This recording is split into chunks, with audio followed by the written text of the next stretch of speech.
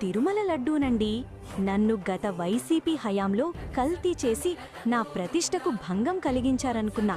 అసలు నా ప్రాశస్త్యంనే ప్రశ్నార్థకం చేశారు ఈ జగన్ అండ్ కో. నేను కేవలం సగం నెయ్యి సగం ఏదైనా కలిపి కల్తీ చేశారనుకున్నా. కానీ ఇలా అసలు నెయ్యి వాడకుండా రసాయనాలతో తయారు చేశారంటే ఏమనాలి మిమ్మల్ని జగన్ రెడ్డి? 60 లక్షల కిలోల కల్తీ నెయ్యితో 20 కోట్ల కల్తీ లడ్డూలు చేసి ప్రసాదమని ఎలా పంచారసలు మీరు?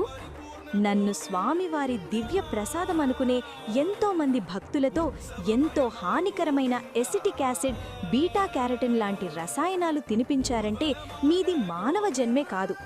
ఈ పాపం మిమ్మల్ని ఊరికే వదలదు.